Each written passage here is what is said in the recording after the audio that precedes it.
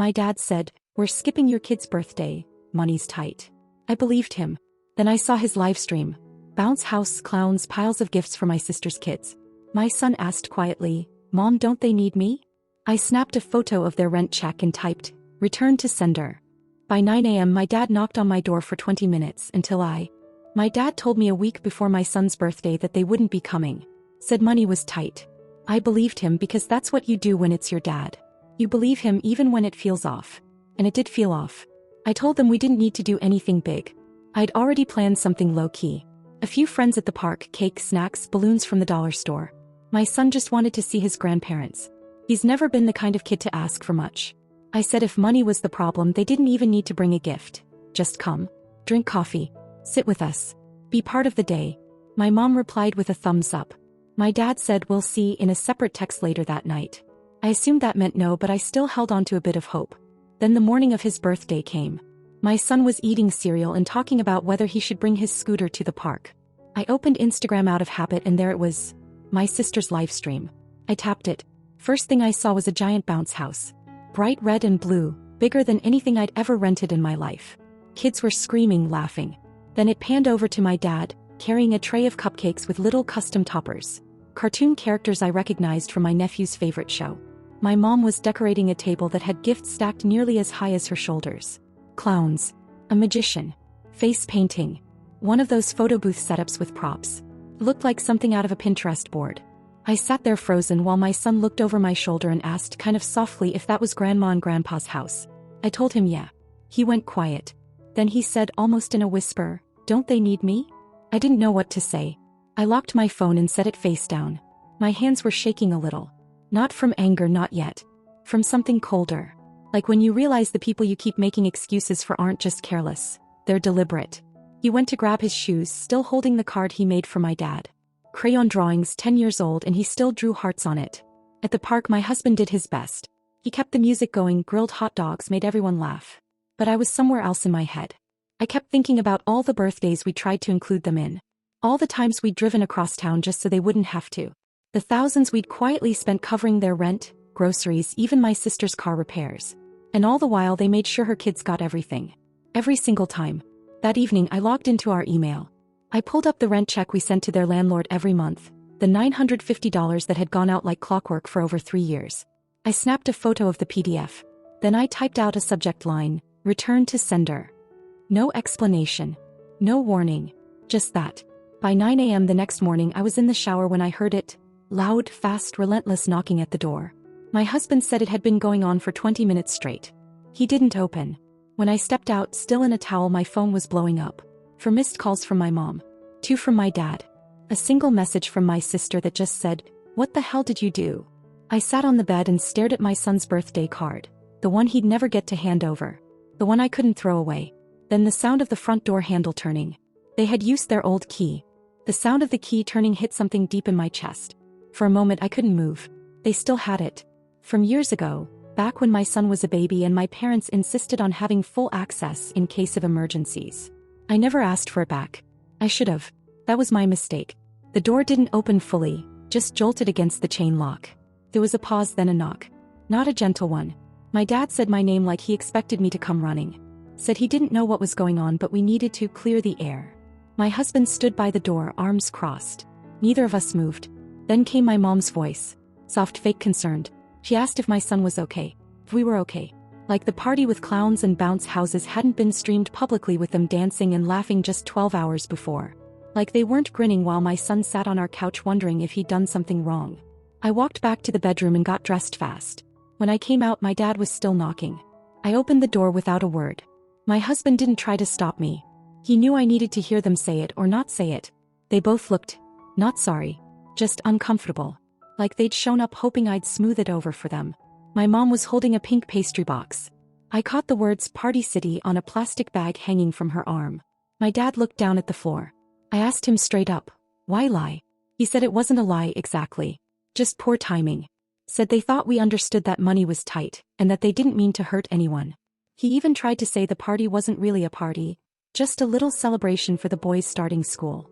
I stared at him. Told him they threw a full carnival. That my son watched it live. That he cried when they didn't show up. My mom jumped in, saying it wasn't about favorites, that I was being too sensitive, and that we could have come if we'd wanted to, as if we'd been invited. Then my dad said the thing that made my stomach turn. He brought up the will. Said if I was really going to make a scene over this, maybe I needed to think about consequences.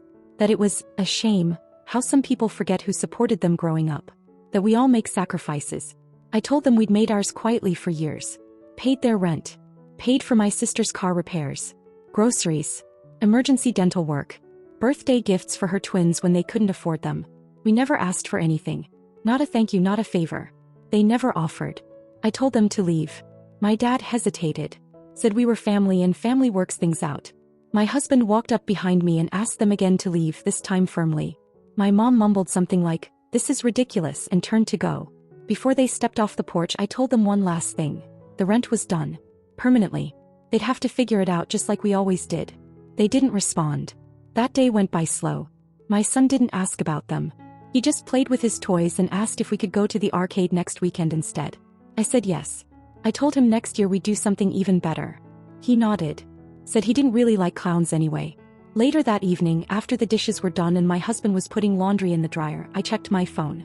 23 notifications. My sister had posted a screenshot of my email.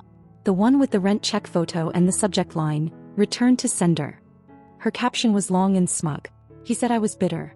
That I was jealous her kids were happy and mine was raised in silence. Said I ruined a beautiful day with drama and tried to punish our parents for something petty. Then came the comments. Friends of hers. Mutuals. A couple distant relatives. Wow, some people just need attention. Isn't she the one who never shows up to anything anyway? So sad when siblings become enemies. I wasn't surprised. Not really. What got me was the message from my aunt buried under the pile. Just one line. "You did the right thing, Nicole. It's about time." But it was too late. I was already the villain. By Monday morning my phone was a war zone. Missed calls, voicemails, texts from numbers I hadn't saved in years. My cousin from Florida, who I hadn't spoken to since my wedding, messaged to say I was being childish. My mom's sister sent me a paragraph that started with, "This isn't how your mother raised you." My uncle's wife threw in something about how disrespecting elders was never the answer. I didn't reply to any of it. I just muted the group chats and turned my phone over. My husband offered to block them all, but I told him no. Let them talk. Let them get it out of their system. What they didn't know was that I wasn't angry anymore. I was done. That week I started closing tabs in my life. One by one. First I emailed the landlord we'd been paying for my parents. Told him any future rent issues were no longer our concern. I CC'd my dad on it. No reply. Then I removed the shared grocery account we'd been refilling for my sister. Deleted the auto payment from our bank. Cancelled the Amazon Prime they all used. Changed the password. Changed the Netflix. Changed everything. By Wednesday I got another text from my mom. No apology. Just, "Your sister is devastated. Her boys are confused. You really hurt this family." I read it while packing my son's lunch. He wanted pretzels that day. I gave him 2 bags. That afternoon he came home with a drawing in his backpack. It was our little family, just me, my husband, and him, eating cake under a tree. He wrote, "The best birthday" in the corner. I asked if he wanted to hang it up. He said no, it was just for me. Thursday night my sister went nuclear. She posted a long Facebook status saying she no longer had a sister. Said she was done trying to include people who didn't want to be happy for her family. Said people who hold money over others don't deserve to be in their lives. That post got nearly 100 likes. Heart reactions. Some people added comments like, "Proud of you for setting boundaries." The irony wasn't lost on me. But it stung more than I expected. Because for a few seconds I actually believed she meant it. That I really didn't have a sister anymore. I cried in the bathroom. Quietly. Just sat there on the closed toilet lid and let it happen. 10 minutes, maybe 15. My husband never knocked, never called out. He just waited in the hallway like he always does. When I came out he held up a takeout menu and said, "Pizza or Chinese?" Like nothing had happened. I pointed to the Chinese place. He smiled. Later that night I opened a drawer I hadn't looked in for years. It had old letters, birthday cards, receipts I kept for no reason. I found the envelope from when we gave my sister $5,000 for her moving costs. Back when she swore she'd pay us back within the year. That was 7 years ago. I opened another file. A spreadsheet my husband had kept of everything we'd covered over the years. It totaled over $15,000. Rent, bills, birthdays, last-minute emergencies. No repayments. No thank yous. Just expectations. I stared at that number for a long time. Then I closed the laptop. And I said out loud to no one, "That's it." But I knew it wasn't. Because karma doesn't knock once. Circles. Friday morning felt hollow. The kind of quiet that settles when a storm is already on the way but no one wants to admit it. My husband had left early for a meeting. My son was in the living room, half wrapped in a blanket, building a Lego police station with soft humming in the background. I was on my second cup of coffee when the email came in. Subject: urgent notice, past due rent. I clicked, expecting spam. It wasn't. It was from my parents' landlord. Directly to me. He said there were now 2 months of unpaid rent. That he'd waited because of our previous payment history, but needed to know if we were still supporting the lease. Otherwise, he'd have to move forward with a notice to vacate. I stared at the message for a while. Then I archived it. Not more than an hour later, the calls started again. First from my dad. Then my mom. Then 2 more back-to-back from numbers I didn't recognize. I didn't answer. I didn't listen to the voicemails either. Not until the name Marcus popped up. My sister's boyfriend. He left a voicemail saying he just wanted to help mediate. Like it was some kind of business dispute. Said it was all just a big misunderstanding and maybe I didn't realize how hard things had been lately for them. I remembered that Christmas when he messaged me asking for $600 to surprise the twins. Said he'd Venmo me back the next week. That was 3 years ago. I blocked him. Then came a call with no caller ID. I answered out of reflex. It was my mom. She didn't start angry. She went with guilt first. Said the boys had been crying. That my sister wasn't eating. That this had gone far enough. Then when I said nothing, her voice changed. She said she was willing to transfer me $1,000. Right then, if I could just cover this month's rent. Said my dad was trying to sell a few things, and they'd have it all figured out soon. I asked her what things. She hesitated. Then casually said, well, we already moved a lot into storage. A few heirlooms. Some furniture. The china set. It's not a big deal, we just need time. That's when something clicked in my head. They were already preparing to leave.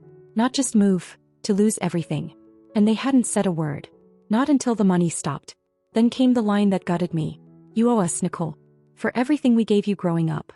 That was it. I hung up. Didn't say goodbye. Didn't yell. Just ended it. When my husband got home, I told him everything. He didn't flinch. He listened, then quietly walked to the hall closet and pulled out a worn folder. The kind we used when we were newly married and trying to keep every receipt, every document, every plan in order. He flipped to the last page and showed me a number circled in red. Our current savings. He said, it's enough. Go. Let's buy a house. New district. New neighbors. New everything. Let them burn their bridges. We're not standing on the other side anymore. I didn't even answer. I just nodded. That was the first moment I felt air return to my lungs in weeks.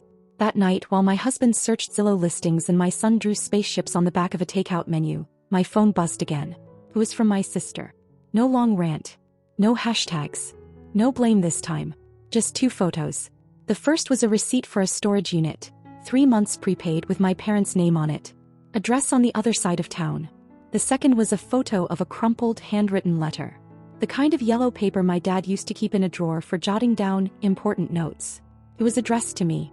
In his handwriting. The photo cut off most of the bottom, but I could make out the first few lines. Nicole, if this is goodbye, then there's something you never knew. Your sister's first birthday. We couldn't afford gifts for both of you. We chose her. And we kept choosing. That's where the photo ended. No second page. No explanation. No closure. She didn't send the rest. And I didn't ask for it. I didn't open the second photo right away. I watched it sit there unopened like a package I wasn't sure I wanted to touch. My sister hadn't sent any words, no explanation. Just the image. And part of me wondered if she even read it before she hit send, or if she sent it just to twist the knife a little deeper. Eventually, curiosity won. I tapped it. The lighting was terrible, but the writing was clear enough. Same yellow paper. Same pen. Same slanted, slightly uneven letters I'd seen on birthday cards growing up. My dad never used punctuation the way he was supposed to. He wrote how he talked, fast, incomplete, and usually without the things that mattered most. But not this time. It said, we chose her. We kept choosing her. Not because she needed it more, but because you didn't ask for anything. We didn't think you'd notice. You were quiet. You were easy. You never complained. It made it easier to keep giving to the one who made noise. That doesn't mean we were right. It just means we were lazy. And selfish. I stopped reading and set the phone down for a second. It felt like the wind had been knocked out of me. I'd spent years believing they didn't know.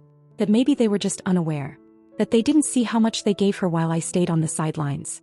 But they did know. They noticed. They just decided not to care enough to fix it. I picked the phone back up and kept reading. I don't know how to undo what we did. I don't expect you to forgive us. But I want you to know that you were the one we should have invested in. You grew up and became the strongest person in this family. I saw it. I just never said it. Not once. And I'm sorry. For that. For everything. I always thought there would be time. That was the end. No signature. No goodbye. Just those words. I stared at it for a long time. Then I set it aside and walked into the kitchen. My husband was there making popcorn for movie night. He looked over and asked if I was okay. I didn't answer right away. I just walked over, wrapped my arms around his waist and stayed there. Eventually I said, "We're never going back, are we?" He said, "No, we're not." The next morning I forwarded the moving truck confirmation to their landlord. I told him they had until the end of the week. I didn't offer to help them pack. I didn't ask where they were going. I didn't want to know. That same afternoon my mom texted. Just a short message. "Saw the truck. Thank you. I hope one day you understand." I read it twice then deleted it. There was nothing left to understand. They understood what they were doing when they did it. Every skipped birthday. Every missed call. Every Christmas where my son got a sweater and my sister's twins unwrapped entire Lego cities. It was never about forgetting. It was about choosing. And I was done being the one who didn't make noise. By Wednesday they were gone. Moved out. No forwarding address. My sister posted a vague story about starting over and clean slates. I didn't watch the whole thing. Instead, I watched my son in the backyard of the house we were about to buy. It had a lemon tree, a little patch of dirt he could turn into a garden, and a creaky swing set that he'd already claimed as his. He came running up to me and said, "Can we plant carrots?" I said, "Of course." Then he asked if we were still going camping for his next birthday. I told him we were. Just us. He nodded like that was exactly what he wanted. That night, I tucked him into bed and stared at the bookshelf we'd built together. The one filled with stories he never gets tired of. Stories where the underdog wins. Where the forgotten ones rise. Where the quiet kids become the heroes.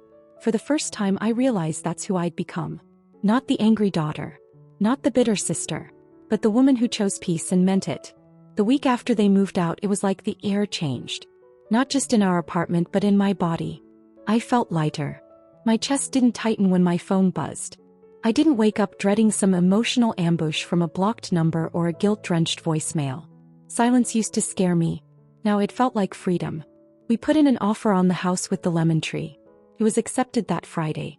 When we told our son, he hugged me and said, "Can we bring the Legos?" I told him we'd bring everything. That nothing was being left behind. And I meant it. I thought that would be the end of the story. But karma's funny. It waits. It doesn't always come fast. It doesn't always look like you think it will.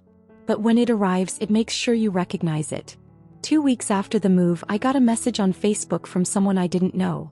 A woman named Trish. Said she was the manager of a daycare center in a different state.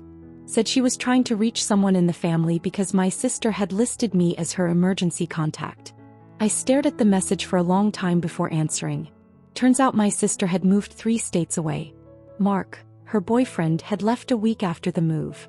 She was now working part-time at a grocery store and had enrolled the boys at a daycare she couldn't afford. When her payment bounced, they tried calling her but she never answered. When they went through her emergency contacts, mine was the only number that hadn't been disconnected. I told Trish politely that I was no longer in contact with my sister. That I couldn't be of help. He understood. But 2 days later the boys showed up at our front door. No warning. No call. Just a knock in the early evening. My husband opened it thinking it was a neighbor. Instead he found my parents. And my sister. And her kids. They looked exhausted. My sister's face was streaked with mascara. My mom clutched a bag that looked like it had been packed in a rush. My dad didn't say anything. I didn't let them in. She said she didn't know where else to go. That she'd made a mistake. That she was sorry. But I didn't hear the words I needed. I didn't hear I was wrong. I didn't hear, "You didn't deserve this." She just said, "You don't understand what it's like." I told her she was right. I didn't. Because I'd never been given the chance to fall apart. I was always the one expected to hold it all together. My mom tried to push past the door. My husband stepped in. Told them to leave. My dad didn't say a word the entire time. Just stood behind them looking at the floor. He couldn't even meet my eyes. My sister begged. Said they were out of options. That the boys didn't do anything wrong. That they missed me. That they loved their cousin. I didn't cry. I didn't scream. I just said, I forgave the debt. But not the damage. Then I shut the door. They didn't knock again. They left. I don't know where they went. I haven't heard from them since. And here's the part no one prepares you for. The sadness doesn't leave all at once. It lingers. It visits when the house is quiet. When birthdays come. When your son says something kind and you wonder who he learned that from, because it definitely wasn't from the people who raised you. But eventually even that fades. We moved into our new house a month later. The lemon tree bloomed. My son planted carrots in the backyard. My husband started painting again. I found myself writing late at night, not stories about pain but about peace. About people who choose themselves and don't apologize for it. Sometimes I think about them. About my parents. My sister. I wonder if they still blame me. If they even remember what they did. But it doesn't matter anymore. Because I learned the hardest truth of all. Some people won't love you the way you need. Even if they raised you. Even if they say they do. And you have to let them go anyway. So I did. It's been almost a year since I shut that door.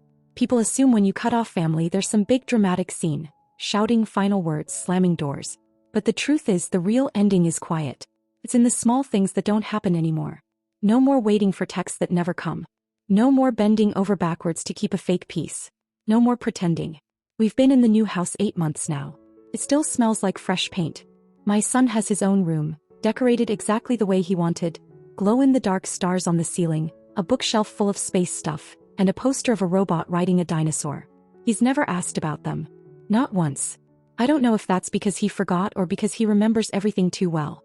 The carrots sprouted in June. We made a whole event out of pulling them. He washed them in the sink like they were gold nuggets. He said, "It's weird that you can grow something from nothing." I smiled but didn't answer. I was thinking the same thing about myself. In August I got an email from a debt collector. Not for me but for my sister.